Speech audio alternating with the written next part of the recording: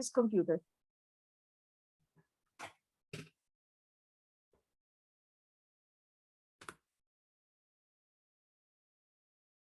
Good morning to everyone, and thank you for watching and joining this new webinar of our series, New COP on the Block. This series, it's a series where we introduce to you, the audience, the new actual cooperatives that we have set up in Northern Ireland. So here is a brief agenda for you. We have an introduction about who we are, and then we will pass the speaking to our two guest speakers, Grace Boyle and Ryan Harling from the Belfast Student Housing Co-op. Of course, there will be also a bit of discussion, so we wanted to share learning through this webinar, and we close at 1 o'clock. But let us tell you who we are. My name is Tiziana O'Hara, and I work for an organization called the Co-operative Alternatives. We are delivering the program for setting up cooperatives on behalf of the Belfast City Council. And part of our remit is to do webinars and events on cooperatives. Cooperatives are quite new in Northern Ireland, and not because of the tradition of cooperation. Actually, that is quite old, but because the cooperatives are kind of re-emerging as an alternative to companies in the social economy world. So this month, we are going to introduce you two new cooperatives. I'm very proud of telling you that. And that would be the Belfast Student Housing Co-op today and the Northern Construction Co-op on the 18th of October. Please keep an eye on our November and December calendar. We will have a seminar on workers' co-op with Dr. Ellie Perrin from, probably that will be a face-to-face event in Queen's University. Dr. Ellie Perrin did her PhD on workers' cooperatives in Northern Ireland. So we will want really you to join us for that seminar. We will also have a webinar on cooperative development in Northern Ireland. And this was done by our intern from the University College Cork, and most likely will be in December. So keep an eye on our emails. But what kind of support is the Belfast City Council support program? Is very much designed around the support in social enterprises and the cooperatives. Thank you, Belfast City Council, for adding us the word cooperative to the social enterprise, because we are a bit different. We are members on democratically controlled enterprises. Through this program, you can access mentoring, coaching, advice, and help maybe to generate ideas if you don't have the idea yet, support choosing the right governance structure, etc., etc. For the cooperatives in particular, through this program, you can get seed funding for cooperative registration. Unfortunately, cooperatives are not playing on the level playing field. We still have a quite hefty registration fee to pay. So we have seed fundings to cover your costs if you want to become a cooperative. There is also a social economy incentive fund. The deadline is the 20th of October. Please do look at the details and the social economy incentive fund. Those are, again, small grants that can help you set up. So we are a cooperative development body. You will access quite a lot of resources through our website. Look at resources as the new developed frequently asked questions on anything cooperative. You can look at past recorded webinars and also at the newly developed local case studies. Everything is on our website, so please do browse around and look also at the page from the free support. There are different programs that we are delivering. So here we are. Get in touch, but here we are. Here is our two very graciously that accepted our invitation to explain to you what is the Belfast Students Housing Cooperative and how and where are during their journey. So I stop sharing and I let Grace and Ryan introduce the Belfast Co-op to you.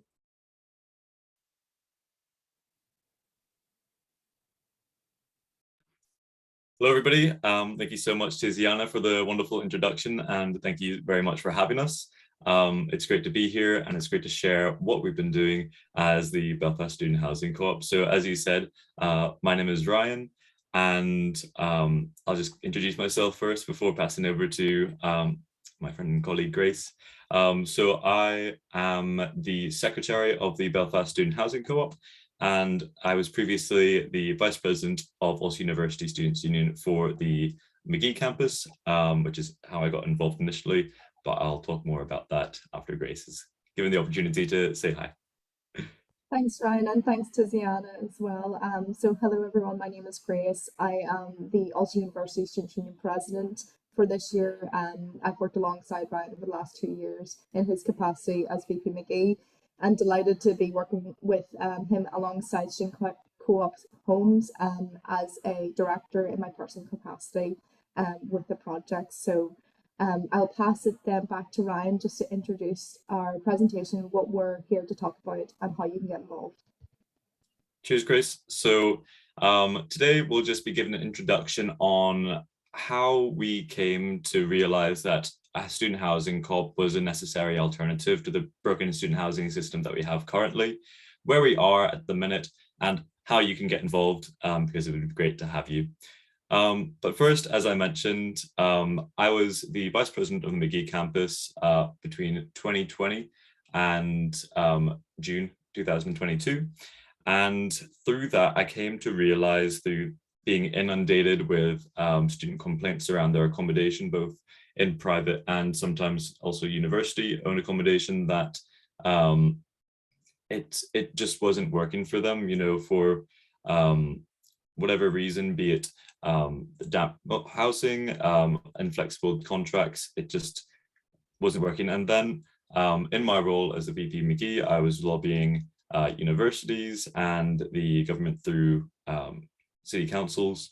And unfortunately, we just weren't able to make that traction. And I just stumbled upon this article in which a tenant and member, one of the founders, I believe, of Birmingham Student Housing Co-op, kind of explained what this was all about. And I was like, does this exist?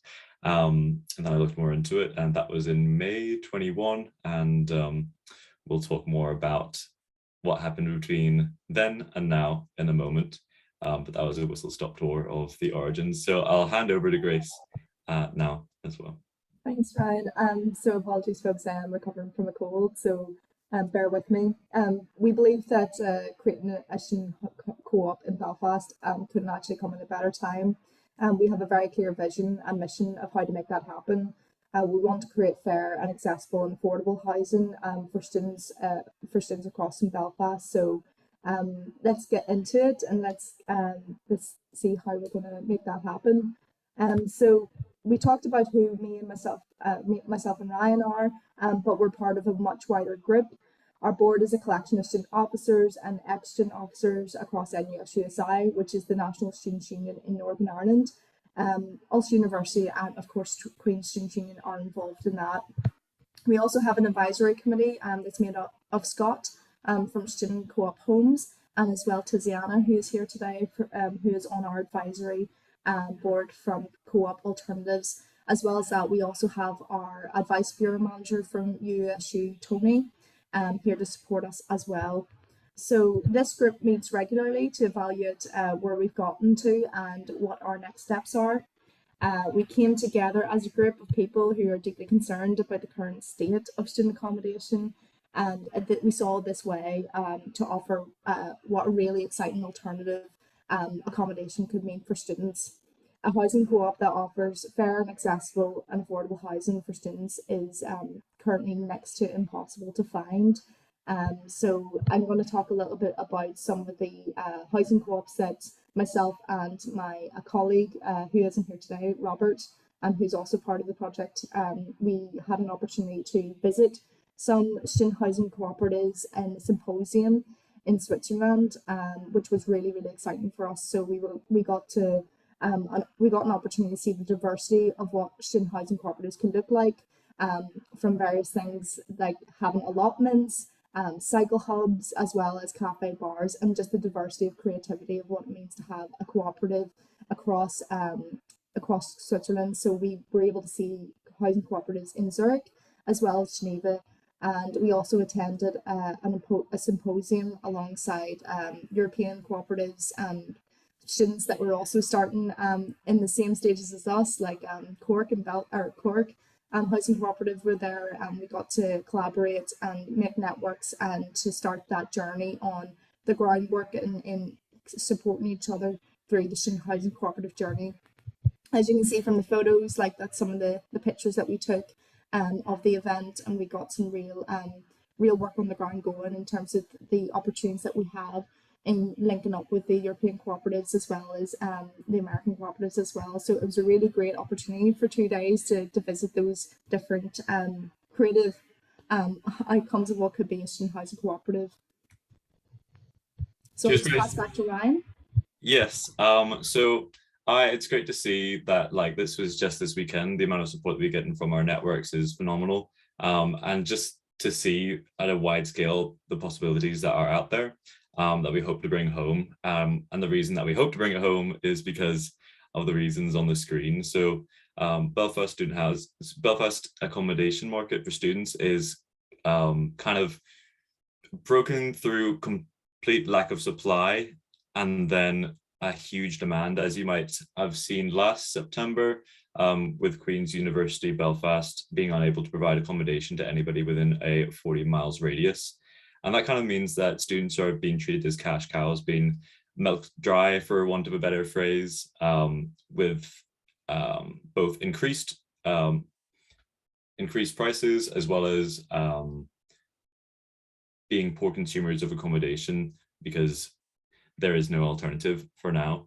But it's also combined with the fact that the student finance system doesn't allow for any real improvements.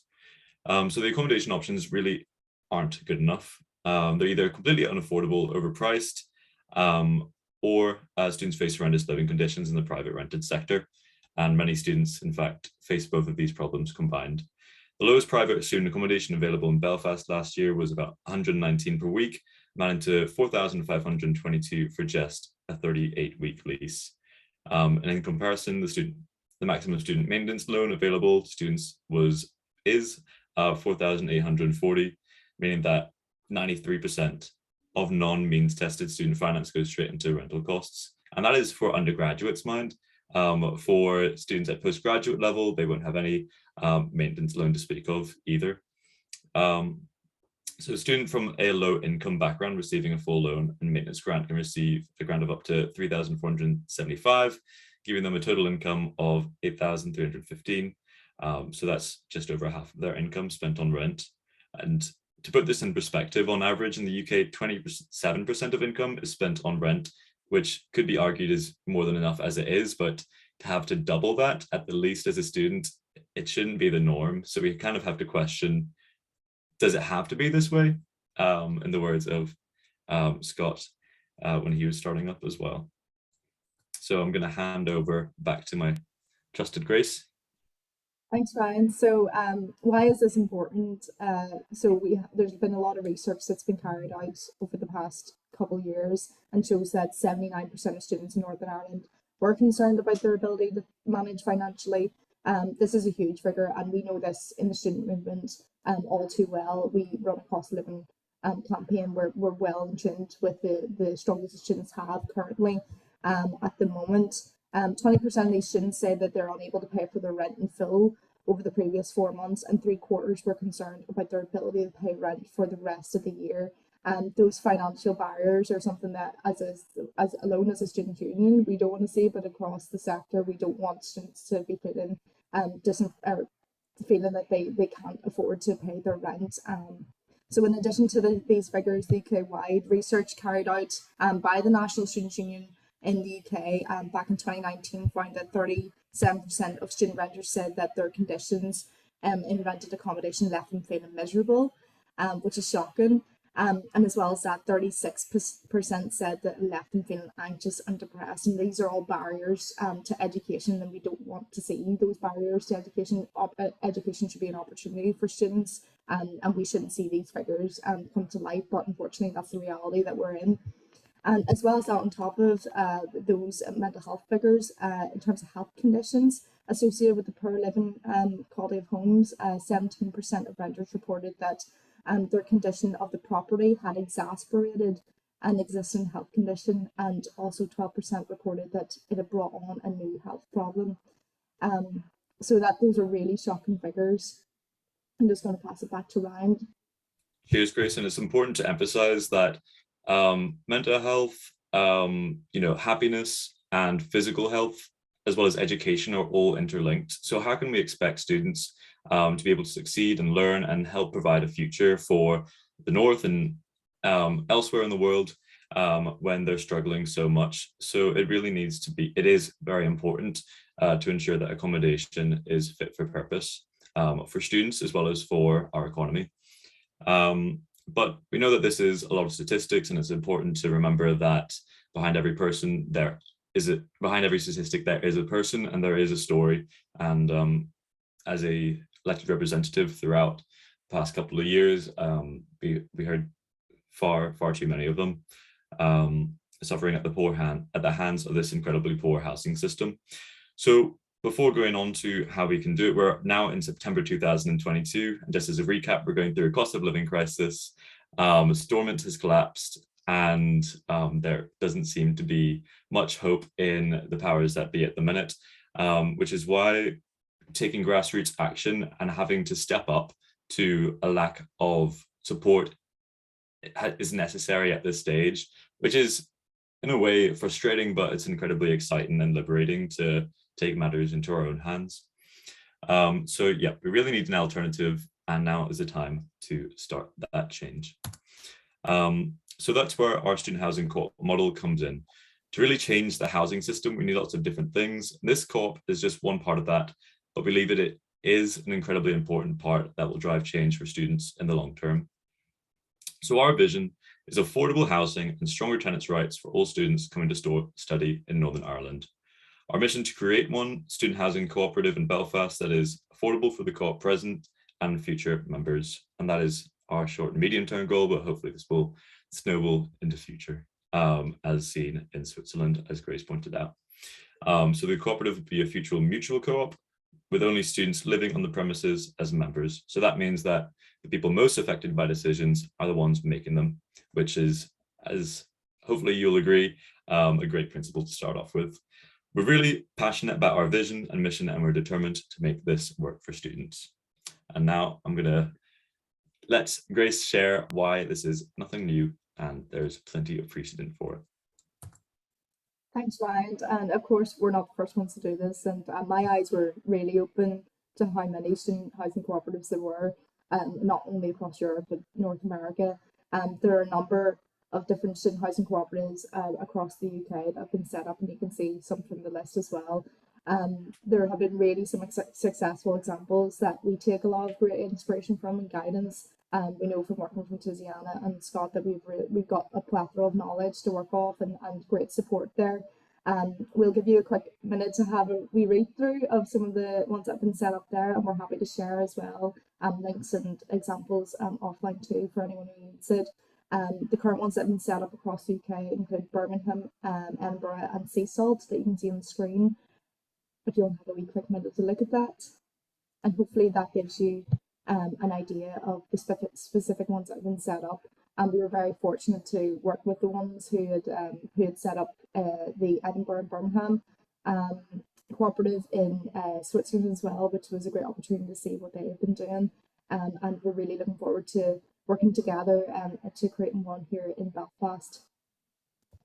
Cheers, Grace, and it's a wee shout out to Scott Jennings, who we work with and is on Student Co-op Homes, who is also the founder of Sheffield Student Housing Co-op. So there's plenty out there, ranging from a startup of 106 bedrooms to a 9-bedroom property, and that was 106 starting off with. So we're going to move on to the next slide. Feel free to pause on that slide, just to kind of see how this pairs out in terms of rent, which is only one part of how a student housing co-op is different from any other type of housing, given the stronger tenants' rights, as well as authority to do more with the property rather than just really superficial changes to the outside, as well as kind of that empowerment of community action. So with tenants taking over management for a large part of the property, there isn't really a need for a landlord. And as these properties will show, this allows for cheaper rent for the tenants living in the cooperative, because it's not also influenced by market rates and that high profit margin. So it kind of, Edinburgh is, as you'll see, kind of an economies of scale, but also it shows that compared to the other two as one of the most expensive cities, how much of a difference that it can make for rental costs. So it's 336 per month in the student housing co-op, and on average, the student accommodation rent is £900 per month in the city. And in Sheffield and Birmingham, they're slightly two cheaper cities on average for students, but there is still a price difference combined with the other benefits which I mentioned of cooperative housing.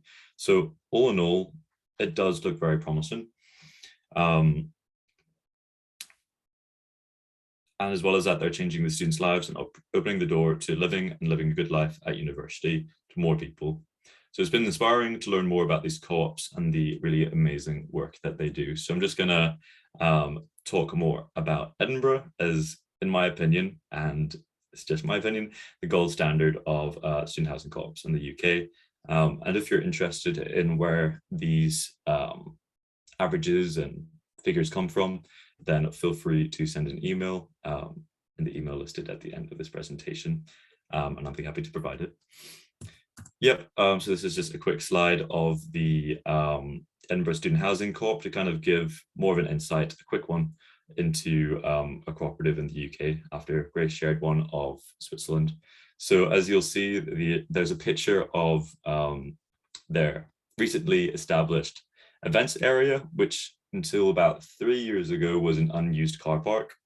And they, as I found out through attending an online webinar during COVID, while being inspired for setting this up, they did this using completely, essentially recycled materials. You see that the floorboards are actually made out of old gymnasium floors.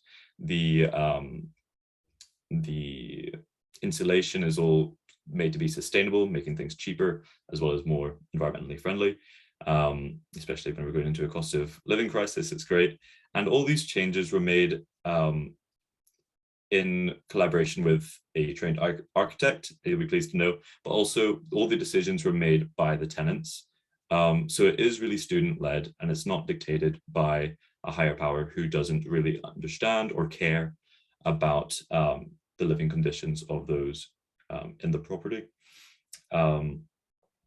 And they are governed by an AGM with all students contributing to the decisions. And yes, it's really inspiring to see this being set up, but we'll chat about where we're at now, and I'll hand over to Grace for that.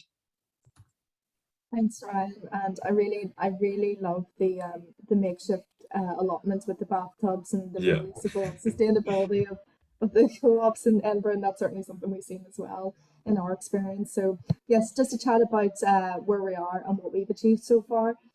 We still have a long way to go, but we are moving forward, and we're really proud of where we've gotten to in a short period of time. So far we've made the connections with the student housing network, which has been really vital and important for us in getting those knowledge and experience. We've carried out as well our initial legal and financial feasibility study, so that's all good and on the way. We've also passed policy both with USU last year as well as NUSUSI that mandates officers to work on this to ensure that we're growing and to making the student co-op a priority, and that's certainly something that we're really proud of to be able to do. We've also become members of the student co-op homes as well as the Co-operative UK and Co-operative Alternative, so we're really well networked across those three strands. And most importantly as well, we're officially registered as a legal entity, so that's finally ticked off, and we're all excited to have that as well. So in the past weeks, we have launched ourselves on social media, so feel free to follow us. The links will be at the end of the presentation as well. We've been recruiting students to get involved through freshers fairs in UU.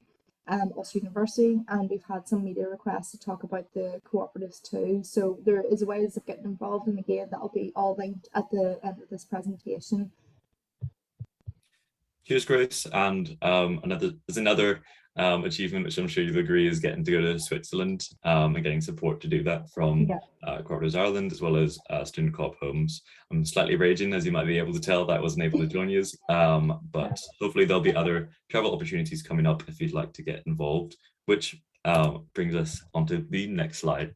So as we move into our next steps, there are a few ways to get involved, and this will only grow over time. We're currently on the lookout for students who can dedicate any of their time and passions, be it with architecture, business management. I'm a music graduate myself, anybody with a creative flair, anybody at all, for creating a housing alternative in Belfast and working with us. If this is you or someone you know, don't hesitate to get in touch with us. We really do rely on volunteers giving up their time to explore funder availability, keep our social media accounts running, and speaking truth to power to spread our message further. And we really appreciate all the support we can get. So please do get in touch with the email on the next slide. So I'll pass over to Grace to wrap up. Thanks, Ryan. And to see even some of the examples of ways to get involved, like it's not just you know, what was listed in previous slide, like there's loads of different opportunities to get involved. Some of the examples we had seen was get involved in the architecture side, volunteering on the more manual, actually building the cooperatives, legal side. There's loads of different opportunities to make your mark in student housing cooperatives. But anyway, folks, that's it. Thank you so much for taking the time to listen to us and hear about our plans and where we've gotten to so far. We're really, really excited about this. If you want to get in touch, you can see our email below, as well as our hashtag Belfast SH Co-op on social media if you want to get in touch and follow us. In the meantime, if anyone has any questions, we're happy to help. As you can see, our email's listed below, so we're happy to help with anything that you may have questions wise, and we're really excited to see all those who are going to get involved. So thank you very much, folks. And thanks again to Co-operative Alternatives for having us. We look forward to working with you to create fair, accessible and affordable housing. Before we go, we could maybe have a chat around what is the cooperative in itself, and maybe a bit more about the priorities that you have now. So first of all, I would like to ask, what was challenging in general to set up this cooperative? What were the challenges that you have found in the process, in your journey so far? This can be a very good learning experience, guys, and not only for your cooperative, but cooperative in general. So thank you. Yeah, I'm happy to start off. I think, you know, I felt pressure to know everything on the legal side, and kind of as a music graduate, as I say, and a student representative, that wasn't really my background nor my strong suit. And to start off with, understanding the governance models and the legals and the financial obligations was quite overwhelming. But you know, there's a fantastic support network available. Tiziana, I hope you don't mind me saying that you've been invaluable in kind of helping to digest that, as well as with Scott and Student Co-op Homes, as well as Tony. So I think broadly in any situation, you know, don't feel pressure to understand everything from the get-go, because there's you know, the co-op movement was based on solidarity. So reach out to those networks, and hopefully you can also get the support that you need. But yeah, that was the kind of biggest challenge so far. Thank you. Grace, do you have anything else to add? It's probably largely the same, Tiziana. I think where I'm coming from, like this has been Ryan's move on this, and so it was I think what really helped me to understand what a student housing cooperative could look like was to see those examples in Zurich, and to really helped, and to get networked with all the ones who are miles ahead of us, who have just started, who, you know, we're all part of the same community and the same network, and those links have been really important.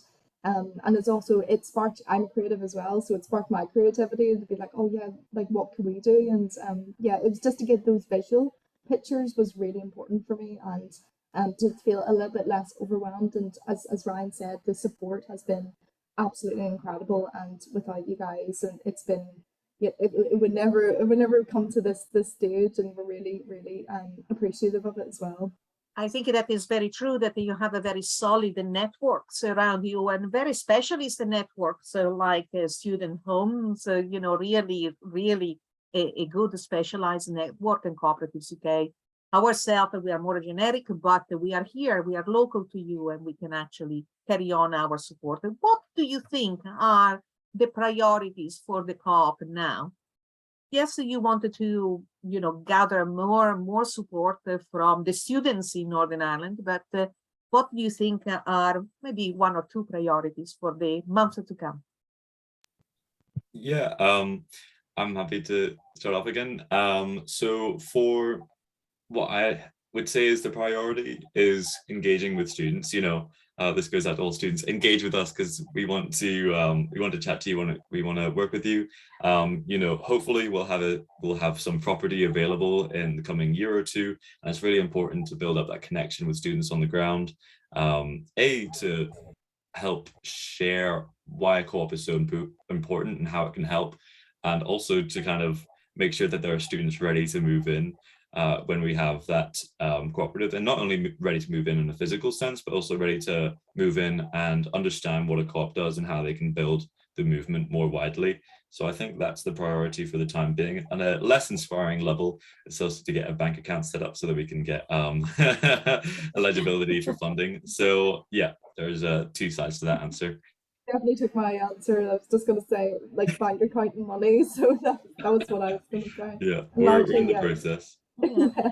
And I know that you have done quite a lot of also work in searching for assets. So one of the other asks that we can make very public, it's about, you know, do you have a house? Do you have a property? We can actually make it work. The finance will work with this kind of accommodation. We will be able to create affordable rental for students. And again, it's about finding the right property. So no matter where you are, if you are a private owner, if you are a public owner, if you are a charity that has extra or additional building, please get in touch with us, because that will really help this project. Yeah. And any other kind of help, as you said, from well, we will carry on working, certainly, and I wish you all the best, Ryan and Grace, and I thank you for your participation and for sharing the lessons and the learning that you have done. And keep doing that. One of our principles is education, really, and sharing that education among more than the people involved in the cooperative outside world as well. Thank you very much. I think that we could close now, and see you again. Thanks, Tiziana. Thanks for watching, everybody. Take care. Thank you.